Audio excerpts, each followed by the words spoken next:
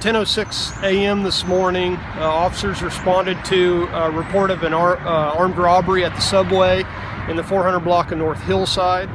2 employees were inside when a male entered the store and demanded money, indicated that he was armed with a weapon. He was described in his 20s, about 5'9", thin build, wearing black coveralls with some type of hooded jacket underneath.